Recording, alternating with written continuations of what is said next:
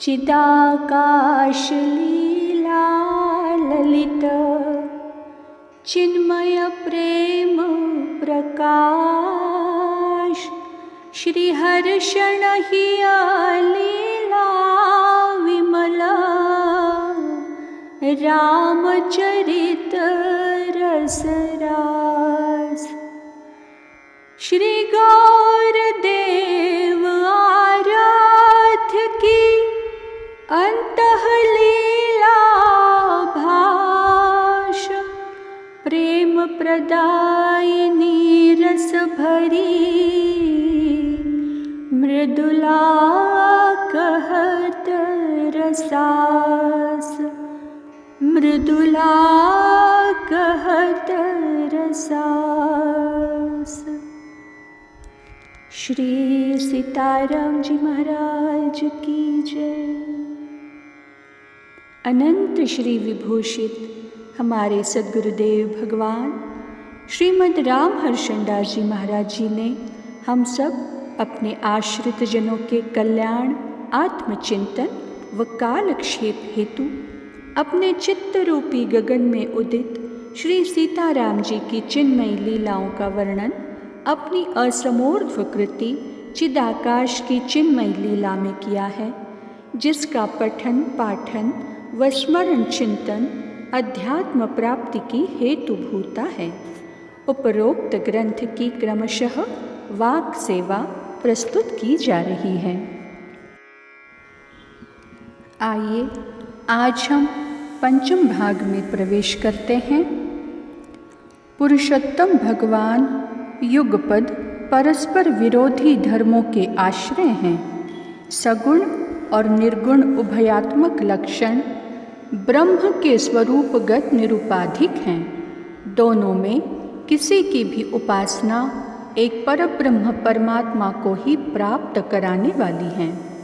तथापि शास्त्र श्रुति संतानुमोदित एवं स्वानुभव का विषय बनी हुई परब्रह्म की सगुणोपासना साधन दृष्टि से सुखावह और साध्य दृष्टि से अमृत बनाकर अमृतानंद की अनुभूति का स्वयं सिद्ध है। भगवान व उनकी कथा दोनों एक हैं, दोनों सच्चिदानंदात्म हैं। जो भगवत कथा है वही भगवान है, जो भगवान है वही भगवत कथा है। भगवान और उनकी कथा दोनों परस्पर एक दूसरे के कारण हैं, अर्थात भगवान से भगवत कथा का दर्शन होता है और भगवत कथा से भगवान प्रकट होते हैं। यह सभी भक्तों का व आप श्री का अनुभूत विषय है। रस स्वरूप दोनों हैं, किंतु भगवान से भगवत कथा में अधिक रस व रस वैलक्षण्य है।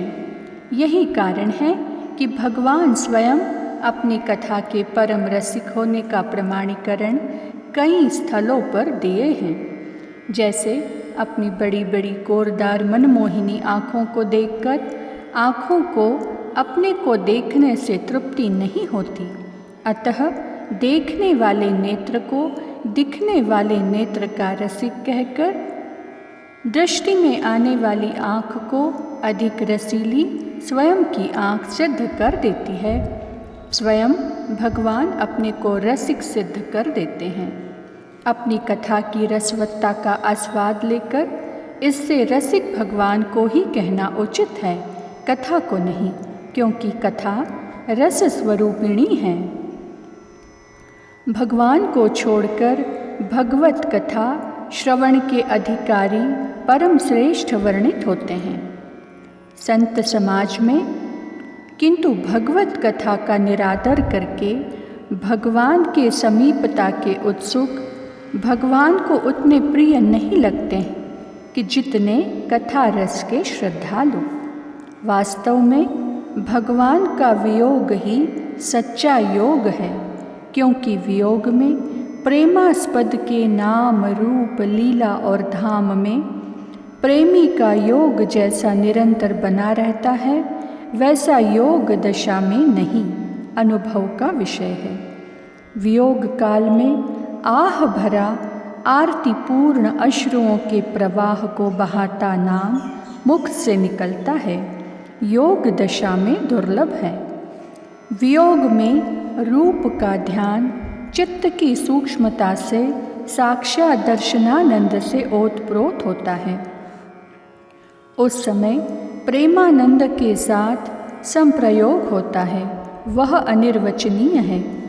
गाढ़ालिंगनादि क्रियाएं और प्रेममय वार्तालाप निर्भीक निसंकोच तथा परम एकांत में, जहाँ दो के अतिरिक्त तीसरे के होने की संभावना ही नहीं, स्वतंत्र बेरोक टोक होता है।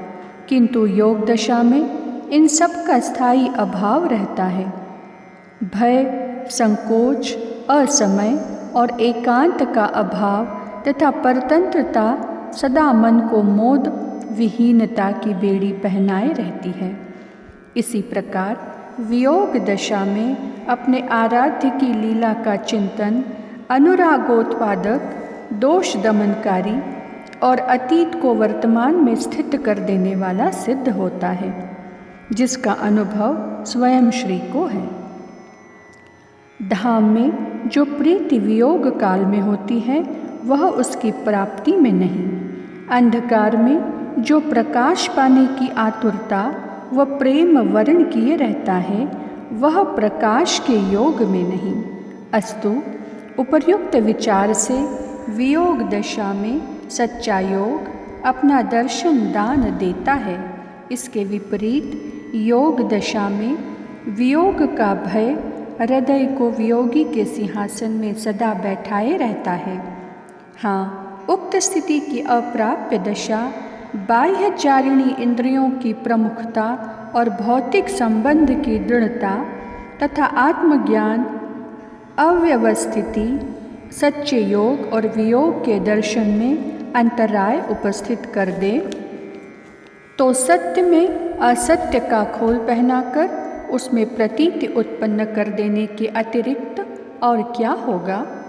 इस प्रकार अपनी प्राण प्रियतमा का सत्य सिद्धांत संयुक्त वाग विसर्ग श्रवण करते ही हृदयाबद्ध करके स्नेहालिप्त होकर, अहो, ज्ञानियों के कुल में उत्पन्न होने वाले एक परमार्थ की पगडंडी के पथिक को एक सच्चे साथी की संप्राप्ति परब्रह्म पुरुषोत्तम भगवान के हार्दानुग्रह से हो गई। जो पथ के अंतिम प्राप्ति स्थान तक पहुँचने के पश्चात भी कभी साथ में न रहने का स्वप्न न देखेगा तथा संग संग अभिन्नतया रहकर परमार्थ देव की अष्टयामीय सेवा में संलग्न वह निज सेव्य के श्रीमुख कमल का विकासक सिद्ध होगा एवं अपने आराध्य की प्रसन्न मुख मुद्रा को परम भोग्य समझकर अपने अभिन्न मित्र के साथ उसके उपभोगानंद की अनुभूति करेगा। आहा, परमार्थ पथ के दोनों पथिकों का गंतव्य स्थान में एक दूसरे के परस्पर सहयोग से प्राप्त हो जाना ही सदा के लिए यात्रा समाप्त कर चरम फल की प्राप्ति कर लेना है। अहो, ऐसे साथी में संप्रयोग से परमार्थ पथ सुखावह सुधा स्वाद कर सिद्ध होगा। मार्ग के पारमार्थिक दृश्य भी परमार्थ से अभिन्न ही दृष्टिगोचर होंगे।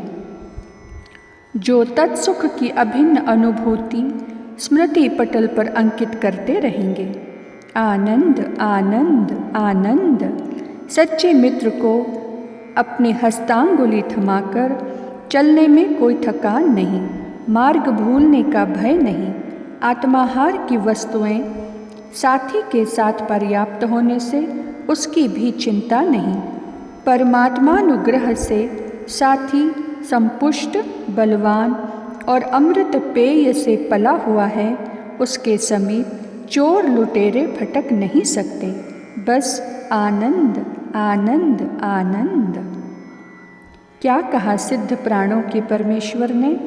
अपनी यात्रा जिसको अपने करज पकड़ा कर चलना चाहते हैं, वह आपका अभिन्न मित्र स्वयं आप श्री के पद चिन्हों को देख देख कर आपका अनुगमन करने वाला है।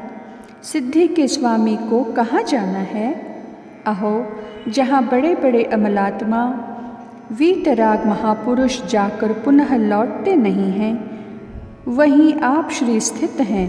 अस्तु, आपकी यात्रा कब की समाप्त हो चुकी है। गंतव्य स्थान पहुंचकर आने जाने की क्रिया का स्मरण कराने वाले चित्र स्मृति पटल पर अंकित ही नहीं रहता, क्योंकि यात्रा की पूर्णता प्राप्त कर लेने पर जब चित्त की भीत के निशान का नाम ही नहीं रहता, तो स्मृति का उदय अस्त कहाँ होगा। बड़ों के बड़प्पन की झलक अपने निम्न सेवक सेविकाओं को आदर सम्मान देते समय ही हृदय को दिखाई पड़ती है, यथा अंग अंगी के बिना शव संज्ञा को प्राप्त हो जाता है। भोग्य वस्तु भोक्ता के बिना व्यर्थ सिद्ध होती है। दृश्य का प्रयोजन हृदय दृष्टा के बिना अकिंचित होता है। जब पढ़ने वाला नहीं तब पुस्तक नष्ट ही हो जाती है। तदनुसार आपके सहचर साथी की सच्ची कथा है। उसमें आपकी दृष्टि से जो जो बुद्धि वैशज्ञ ज्ञानालोक प्रेम प्रकाश शमदमादि संपत्ति वैराग्य वैभव आराध्य कैंकर्य दक्षता भागवत धर्मानुकूलता और काय वैभव की उपयोगिता आदि गुण हैं, वे सब के सब आप श्री के ही हैं। जलाशय स्थित सूर्य की चमक दमक व स्थिति गगनगामी सूर्य की सकाशता से ही है। रात्रि के समय जैसे जलाशय की स्थिति तमसाच्छन्न व भयावह हो जाती है, उसी प्रकार आप श्री के बिना आपके साथी की गति विषयक वार्ता की गाथा है। अस्तु, उस निर्बल अपने आश्रय में रहने वाले बेचारे अनुचर के सिर पर अभिमान की गठरी लाद कर अपनी महिमा के धौत वस्त्र में काला बिंदु जैसा धब्बा लगाने का प्रयास न करें, अन्यथा आप श्री की महिमा को लोक कलंकित कहेगा, क्योंकि सेवक के स्वभाव एवं गुण से स्वामी की पहचान की जाती है।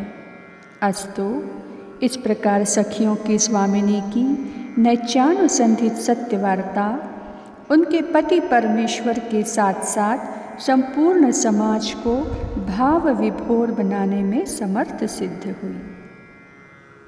आज की चर्चा को वाणी यहीं विराम देती है। श्री सिद्धि सदन विहारी विहारिणी जू सरकार की जय हो।